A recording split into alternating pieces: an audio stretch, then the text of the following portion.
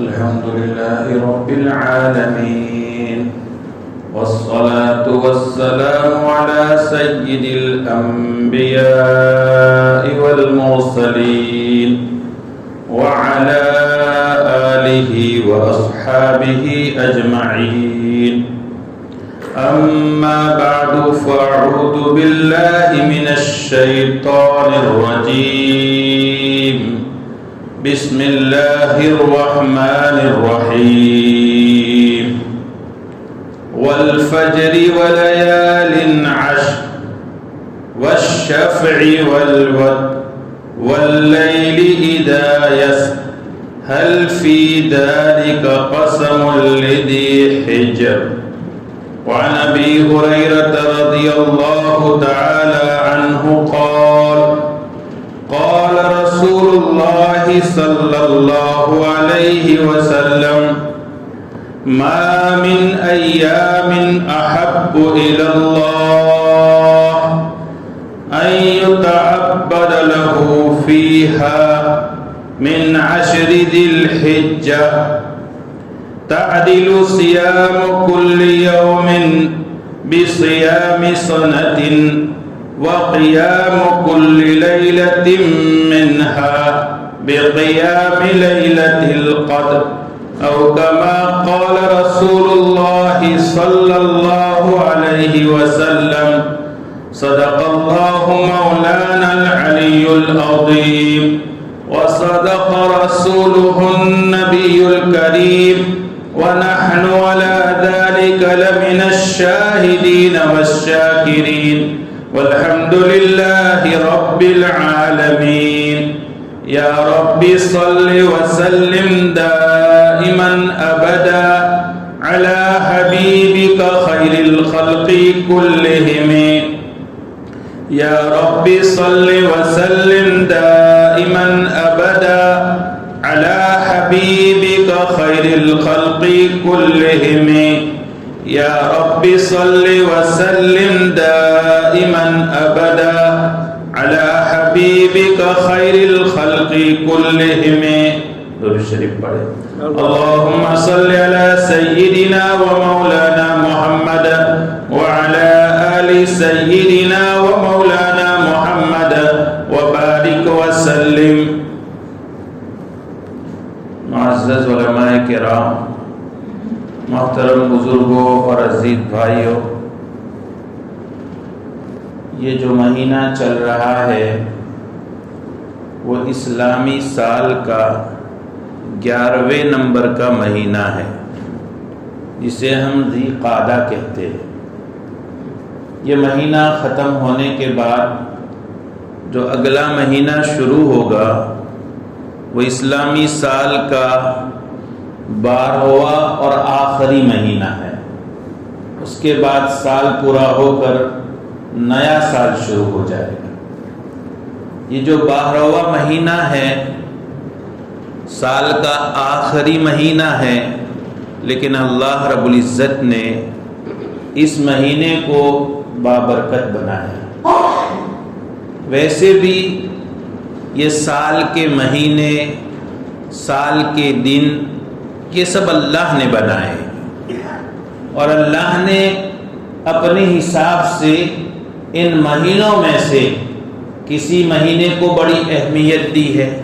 مہینے تو سب اللہ کے ہیں اور اللہ نے بنائے ہیں، لیکن اس کی مرضی ہے کہ اس مہینے کو افضل قرار دے، کس مہینے کو برکت والا قرار دے، کس مہینے کو عظمت والا قرار دے.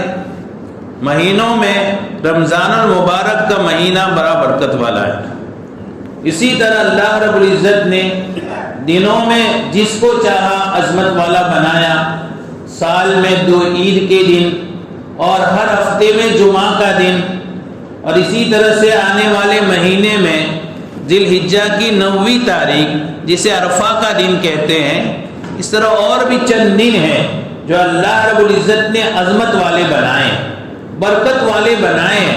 اللہ نے اس امت کو تحفے کے طور پر دیے. اسی طرح اللہ تعالیٰ نے کچھ راتیں ایسی ہیں جو بڑی برکت والی بنائی ہیں، جنہیں ہم اور آپ بڑی راتیں کہتے ہیں. بڑی مبارک راتیں کہتے ہیں، عظمت والی راتیں کہتے ہیں، شب برات ہے، شب قدر ہے، یہ اللہ کی طرف سے عظمتیں دی گئی۔ اسی طرح سے آنے والے مہینے میں جو پہلا عشرہ ہے، جو پہلے 10 دن ہیں، اللہ رب العزت نے ان کو بھی عظمت والا بنایا ہے، برکت والا بنایا ہے۔ اور سال کے دن ہم اور آپ اپنے حساب سے گزارتے رہتے ہیں، اور سال گزر جاتا ہے، دن گزر جاتے ہیں، راتیں گزر جاتی ہیں، اور ہم اور آپ کبھی حساب نہیں لگاتے کہ ہمارا یہ سال کامیاب گزرا یا نہیں، ہمارے اس سال کو ہم نے کام میں خرچ کیا یا نہیں، کام میں استعمال کیا نہیں، اور سال گزر جاتا ہے، اور اخیر میں احساس پیدا ہوتا ہے کہ سال گزر گیا، ہم سے کچھ نہیں ہوا۔ لیکن اللہ کا احسان ماننا چاہیے کہ سال کے آخری مہینے میں اللہ نے ہمیں جو دن دیے، بڑے قیمتی دن ہیں۔ یہ ذی الحجہ کے شروع کے جو 10 دن آنے والے ہیں، اللہ رب العزت نے انہیں بہت عظمت والا بنایا ہے۔ قرآن کریم کے 30ویں پارے میں جو ایک سورت ہے سورہ فجر، اس کی ابتدائی آیتیں میں نے آپ کی خدمت میں تلاوت کی ہے۔ اللہ رب العزت نے اس میں قسم کھا کر فرمایا ہے، اللہ نے جن چیزوں کی قسم کھائی ہے، والفجر ولیال عشر، ایک تو صبح صادق کی قسم کھائی ہے، یا ہم کہہ سکتے ہیں کہ فجر کی نماز کی قسم کھائی ہے۔ اسی طرح دوسری قسم ہے 10 راتوں کی قسم۔ اللہ کو قسم کھانے کی ضرورت نہیں ہے، لیکن اللہ رب العزت کوئی بات قسم کھا کر جب بیان فرماتے ہیں تو ہمیں اور آپ کے لیے عبرت ہوتی ہے کہ پروردگار اپنے بندوں کو یقین دلانا چاہتا ہے کہ دیکھو جو بات میں قسم کھا کر بیان کر رہا ہوں، میری ہر بات سچی ہے، میری ہر بات حق ہے، میں جھوٹ نہیں بول سکتا ہوں، لیکن پھر بھی اگر تمہیں کوئی شک اور تردد ہو تو یہ قسم کھا کر کہتا ہو، یہ والفجر ولیال عشر، صبح صادق کی قسم اور 10 راتوں کی قسم۔ مفسرین نے 10 راتوں سے مراد یہ 12واں مہینہ جو ذی الحجہ آنے والا ہے، اس کے جو شروع کے 10 دن ہیں، ان کی راتیں اور یہ 10 دن ہمارے لیے بڑی عظمت والے ہیں۔ میرے بزرگوں، سال گزر جاتا ہے، زندگی کے دن، زندگی کے گھنٹے، گھڑیاں، سیکنڈ گزر جاتے ہیں، اور احساس نہیں ہوتا ہم نے کس طرح سے زندگی بسر کی۔ اس موقع پر اگر اللہ رب العزت کی طرف سے 12ویں مہینے سے پہلے ہمیں متوجہ کیا جا رہا ہے، زندگی کے 11 مہینے، زندگی کے کئی سال اس طرح سے گزرے، لیکن یہ 12واں مہینہ آ رہا ہے جس کے ابتدائی 10 دن اللہ رب العزت کے یہاں بہت عظمت والے ہیں، اور ان 10 دنوں کی اللہ نے قرآن میں قسم کھائی۔ پیارے نبی صلی اللہ علیہ وسلم نے بھی ان 10 دنوں کی عظمت ہمیں سمجھائی ہے۔ اللہ کے نبی صلی اللہ علیہ وسلم کا ارشاد ہے، آپ فرماتے ہیں ما من ایام احب الی اللہ، پورے سال کے دنوں میں جن دنوں میں اللہ رب العزت کو عبادت کیا جانا، اس کی فرما برداری کیا جانا، عبادت کا اہتمام کیا جانا جتنا پسند ہے اتنا اور دنوں میں نہیں۔ اور یہ 10 دن کون سے ہیں؟ من عشر ذی الحجہ، یہ ذی الحجہ کے 10 دن ہیں، ابتدائی 10 دن ہیں، اس میں اللہ کو عبادت کیا جانا بہت پسند ہے۔ اور اس عبادت کی قیمت کیا ہے، اس عبادت کی عظمت کیا ہے؟ اس حدیث پاک میں آپ فرماتے ہیں کہ ایک دن کا روزہ 1 سال کے روزوں کے برابر۔ بندہ ایک روزہ رکھے اور ایک روزے کا حساب بیٹھے تو 360 دن، اور ویسے اللہ رب العزت کے یہاں ہر نیکی کا کم سے کم ثواب 10 گنا ہوتا ہے۔ حساب لگائیں، ایک بندے کا ایک روزہ 360 روزوں کے برابر شمار کیا جائے، اور کم سے کم جو منیمم ہے، جو کم سے کم ہے، ایک نیکی کا ثواب 10 گنا، تو حساب لگائیں ایک روزے پر اللہ کی طرف سے کتنا بڑا ثواب دے۔ یہ آئندہ جو مہینہ آ رہا ہے اس کے ابتدائی دنوں میں اگرچہ 10 دن عظمت والے ہیں، لیکن 9 دن روزہ رکھ سکتے ہیں۔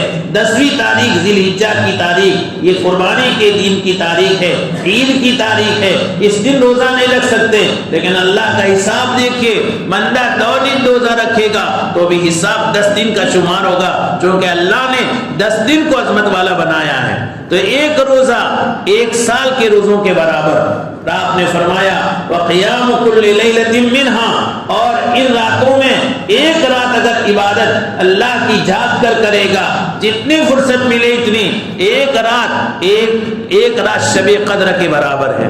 جانتے ہیں شب قدر اللہ رب العزت نے اس کی فضیلت قرآن میں اور پیارے نبی صلی اللہ علیہ وسلم نے احادیث میں اس کی فضیلت بیان کی ہے۔ کم سے کم 1000 مہینوں سے بہتر ہے، اور 1000 مہینوں کے سال جو ہے 82 سال سے زیادہ ہوتے ہیں۔ ہمیں شب قدر ملی کہ نہیں ملی، رمضان کی یہ رات شب قدر ہے یا نہیں ہے، تو یہ ہم فیصلہ نہیں کر سکتے، لیکن ہمارے آقا صلی اللہ علیہ وسلم گارنٹی دے رہے ہیں کہ آنے والے مہینے کی ہر رات کی قیمت ایک شب قدر کے برابر ہے، یعنی ایک رات میں عبادت کریں گے تو 83 سال عبادت کرنے کے برابر ہے۔ یہاں بھی حساب لگائیں، 83 سال جب ایک رات کی عبادت 83 سال کے برابر ہے، 10 راتیں ہم جاگ کر کے عبادت کریں گے، کتنا حساب بنے گا؟ تو یہ جو راتیں دی جا رہی ہے، یہ جو راتیں آ رہی ہیں ہماری زندگی میں، یہ راتیں ہمیں نصیب ہو رہی ہے، تو ہمیں اور آپ کو احساس ہونا چاہیے کہ یہ راتیں بڑی برکت والی ہے۔ حضرت عبداللہ ابن عباس رضی اللہ عنہ کی جو روایت ہے اس کا مضمون بھی اسی طرح ہے کہ سرکار دو عالم صلی اللہ علیہ وسلم نے فرمایا ما من ایام العمل الصالح فیہن احب الی اللہ من هذه ایام العشر، کہ اللہ کے نبی صلی اللہ علیہ وسلم نے صحابہ کرام کے سامنے اعلان فرمایا کہ نیک عمل اللہ کو جتنا ان دنوں میں پسند ہے، ان دنوں کے علاوہ میں اتنا پسند نہیں ہے۔ اللہ رب العزت کو ان دنوں میں ہر نیکی بہت پسند ہے۔ جب آپ نے اعلان فرمایا تو صحابہ کرام نے پوچھا، اس زمانے میں اللہ کے راستے میں مجاہدہ کرنا، جہاد کرنا بہت بعضمت سمجھا جاتا تھا۔ صحابہ کرام نے پوچھا اللہ کے راستے میں جان مال کی قربانی دینے کے مقابلے میں بھی افضل ہے؟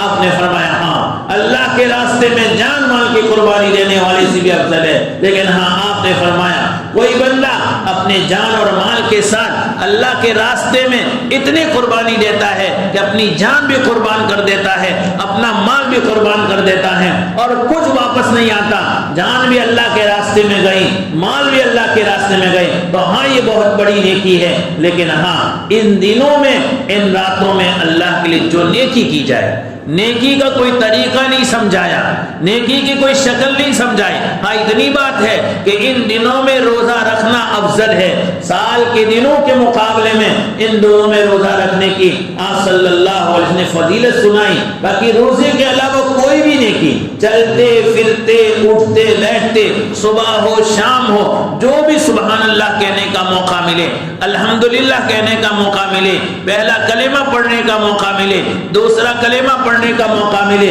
درود شریف پڑھنے کا موقع ملے، استغفار پڑھنے کا موقع ملے، سورہ اخلاص پڑھنے کا موقع ملے، قرآن کریم کی تلاوت کرنے کا موقع ملے، 2 رکعت نماز پڑھنے کا موقع ملے، سنتیں بجا لانے اور سنتوں کی پابندی کرنے کا موقع ملے، جو عمل کا موقع ملے ان دنوں میں کرنے سے اللہ کے یہاں ان کی قدر و قیمت بڑھ جاتی ہے، اور ہمارے نامہ اعمال میں ان نیکیوں کا وزن بڑھ جاتا ہے۔ تو ان دنوں میں اول تو ہمیں نیکیوں کی طرف دھیان اور توجہ دینے کی ضرورت ہے۔ پھر ان دنوں میں اللہ رب العزت نے ایک بہت بڑی عبادت رکھی ہے جو سال کے ان دنوں کے علاوہ میں وہ عبادت انجام نہیں ہو سکتی، قربانی کی عبادت ہے۔ اس مہینے میں 10ویں 11ویں اور 12ویں ذی الحجہ کو اللہ تعالیٰ نے قربانی رکھی ہے، اور یہ عبادت ایسی ہے کہ سال کے باقی 357 دنوں میں اگر ہم یہ عبادت ادا کرنا چاہیں ہم سے نہیں ہو سکتے۔ ہاں جانور ذبح کر کے صدقہ کر دو اللہ کے لیے، وہ اپنا ثواب ہے، لیکن قربانی کا جو ثواب اللہ جل جلالہ نے مقرر کیا ہے، یہ قربانی کا ثواب جو ہے ہم عام دنوں میں جانور ذبح کریں نہیں ملتا ہے۔ قربانی کا ثواب کیا ہے؟ ایک حدیث میں ہے کہ صحابہ کرام رضی اللہ تعالیٰ عنہ نے سرکار دو عالم صلی اللہ علیہ وسلم سے خود پوچھا ما هذه الاضاحی یا رسول اللہ صلی اللہ علیہ وسلم، آپ سے پوچھا اے اللہ کے نبی صلی اللہ علیہ وسلم، یہ جو قربانیوں کا طریقہ ہے یہ کیا ہے، کس بنیاد پر ہم قربانی کر رہے ہیں؟ آپ صلی اللہ علیہ وسلم نے صحابہ کرام کو جواب دیا سنت ابیکم ابراہیم، تمہارے ابا حضرت ابراہیم علیہ السلام عربوں کے اوپر کے جد اعلیٰ ہے. آپ نے فرمایا تمہارے باپ حضرت ابراہیم علیہ نبینا علیہ الصلوۃ والسلام کی سنت ہے. اب آپ صلی اللہ علیہ وسلم کی سنت کا ایک مقام ہے اور آپ کے اور عربوں کے جد اعلیٰ حضرت ابراہیم علیہ السلام کی سنت کا ایک مقام ہے. تو صحابہ نے پوچھا ہاں سنت ہے، ان کی سنت پر چلنے سے ہمیں اس کی نورانیت ملے گی، اس کی نورانیت اور اس کی ہدایت ملے گی، لیکن ہمیں ثواب میں کیا ملے گا؟ انہوں نے خود پوچھا وما فما لنا فیہا یا رسول اللہ، اے اللہ کے رسول صلی اللہ علیہ وسلم ہم قربانی کریں گے تو ہمیں اس میں ثواب کیا ملے گا؟ صحابہ کرام کی اس سوال کے جواب میں آپ نے جو فرمایا سوچ نہیں سکتے. آپ نے فرمایا بکل شعرۃ حسنۃ، جانور کے بدن پر جتنے بال ہے ہر بال کے بدلے میں ایک نیکی. کسی جانور کے بال کوئی مشین لگا کر بھی آپ چیک کر دیجئے، کسی کیلکولیٹر سے جوڑے نہیں جا سکتے. ایک جانور کے سر پر، ایک جانور کے بدن پر کتنے بال ہوتے ہیں ہم حساب نہیں کر سکتے. ہمارے پورے بدن پر جو بال ہے یا ہمارے سر پر جو بال ہے ہم اور آپ شمار کرنا چاہیے نہیں کر سکتے. دنیا کی کوئی مشین شمار نہیں کر سکتی. آپ صلی اللہ علیہ وسلم نے قربانی کا ثواب یہ بتایا کہ اس جانور کے بدن پر جتنے بال ہیں ہر بال کے بدلے میں ایک نیکی. اب صحابہ کرام نے ایک اور سوال کر دیا.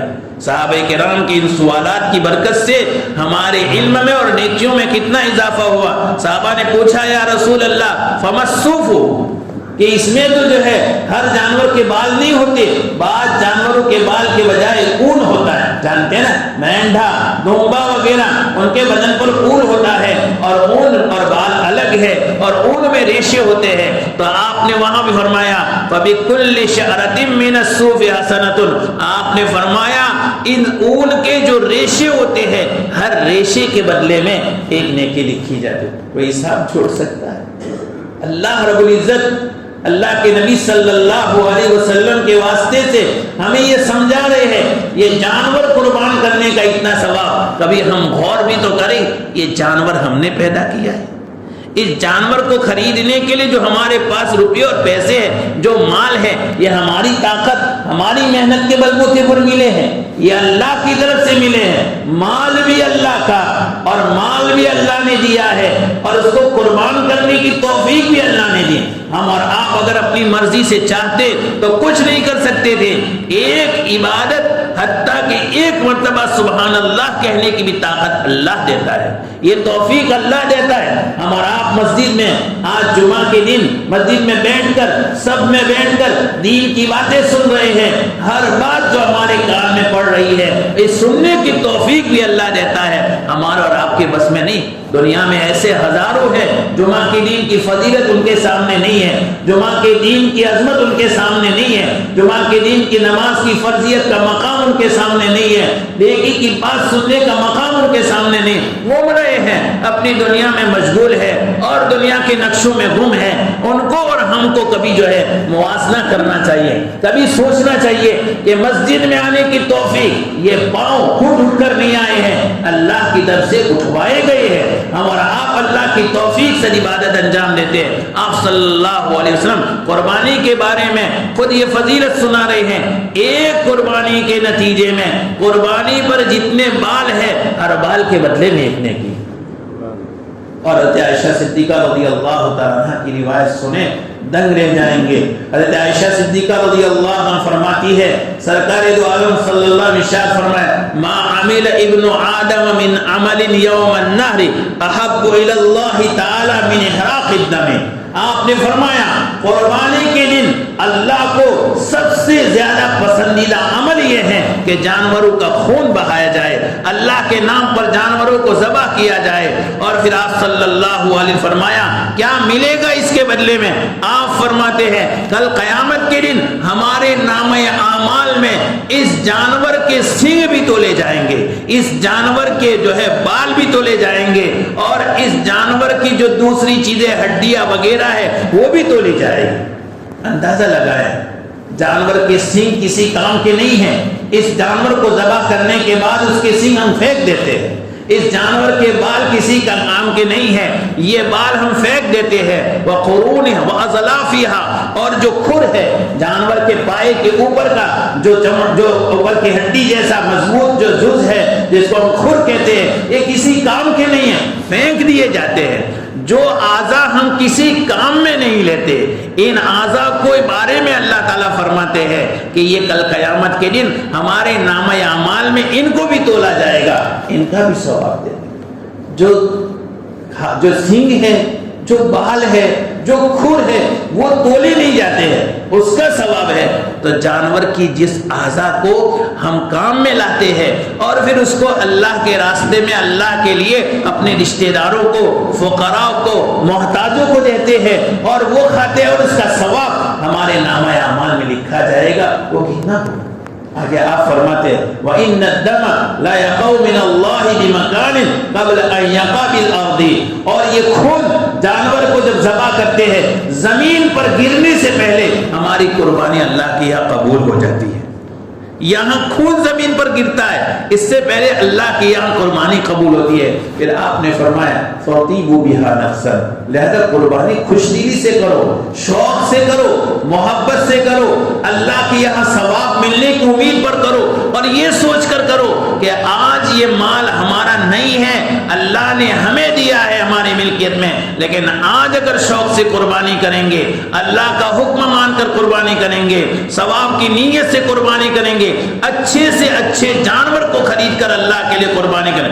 مہنگا خریدنا کوئی ضروری نہیں ہے، وہ نام و نمود کے لیے ہوتا ہے، وہ دکھلاوے کے لیے ہوتا ہے۔ جو جانور اچھا وہ کہا جاتا ہے جس میں سے گوشت عمدہ اور زیادہ نکلے۔ جانور کے نام پر کہیں لا الہ الا اللہ کہتا بہت کم ہے، اور کہیں اللہ لکھا ہوا ہوتا ہے، کہیں پیارے نبی صلی اللہ علیہ وسلم کا نام لکھا ہوتا ہے۔ اول تو پتہ نہیں ہے کہ وہ اصلی لکھا ہوتا ہے یا پھر جو ہے اس کو بھی بناوٹی لکھا گیا ہے، اور اس پر بولیاں لگتی ہے، کروڑوں کی لگتی ہے۔ میرے بھائیوں، شیطان بہت چالاک ہے، کبھی گناہ میں مبتلا کر کے ہمیں دور رکھتا ہے اور کبھی نیکی جو ہے کرواتا ہے، لیکن اچھی نیکی کے مقابلے میں کم چھوٹے درجے کی نیکی ہم سے کرواتا ہے تاکہ اچھی نیکی سے ہم محروم ہو جائیں۔ کروڑوں کے جانور خریدنے کے بعد بھی ہم ریاکاری کے طور پر، فخر کے طور پر، اور پھر اس کی فوٹوگرافی کر کے دنیا والوں کو دکھائے، ایک پائی ثواب ملنا تو درکنار، ہمارے کھاتے میں ریاکاری کا گناہ لکھا ہے۔ جو ریاکاری کے لیے نیکی ہوتی ہے اس کا گناہ ہوتا ہے، ثواب تو درکنار۔ لہذا جانور آپ صلی اللہ علیہ وسلم نے ہمیں جو ترغیب دی ہے، اچھے سے اچھا جانور جس میں دو خوبیاں ہو، اس کا گوشت عمدہ نکلے اور اس کا گوشت زیادہ نکلے۔ مقصد ہوتا ہے کہ یہ گوشت جو نکل رہا ہے عمدہ نکلے گا، کھانے میں لطف آئے گا، جس کو دیں گے، جس رشتہ دار کو، جس فقیر کو، جس محتاج کو، جس متعلق کو، وہ بھی کھا کر ہمیں دعا دے گا، اور زیادہ نکلے تاکہ 10 فقیروں کے بجائے 20، 20 کے بجائے 40، 40 کے بجائے 50، 50 کے بجائے 100 رشتہ داروں تک، 100 فقراء تک ہم پہنچائے۔ اس لیے نام و نمود کیا چیز ہے میرے بھائیوں؟ ہم کسی دنیا والے کے لیے کوئی عمل کر رہے ہیں، وہ ایک پائی بھی ہمیں بدلہ نہیں دے گا۔ کسی کو خوش کرنے کے لیے کر رہے ہیں، یاد رکھے پتہ نہیں وہ خوش ہوگا بھی کہ نہیں ہوگا، اور اگر ہوگا بھی تو ہمیں اس کا کوئی بدلہ دے گا بھی نہیں، اور اگر دے گا تو بھی کتنا دے گا۔ لیکن جو کام اللہ کے لیے کر رہے ہیں، اللہ رب العزت خوش ہو جائے گا اور پھر وہ اپنے شان شان نوازے گا۔ اس لیے بزرگوں، یہ آئندہ جو مہینہ آ رہا ہے اس کا جو پہلا عشرہ ہے، پہلے 10 دن قیمتی ہے، بہت زیادہ قیمتی ہیں۔ ہم سے جو ہو سکے ان دنوں کی قدر کرے، ان میں عبادتیں کرے، اور دوسرے نمبر پر یہ آئندہ آنے والے مہینے میں جو عبادت قربانی کی عبادت ہے، یہ بڑی باعظمت عبادت ہے، اس کے بے پناہ ثواب ہے۔ اللہ رب العزت ہمیں اپنی رضا کے لیے بہتر سے بہتر جانور کی شوق کے ساتھ، اخلاص کے ساتھ، اللہ کو راضی کرنے کی نیت کے ساتھ قربانی کرنے کی توفیق عطا فرمائے۔ آمین یا رب العالمین۔ وآخر دعوانا الحمدللہ رب العالمین۔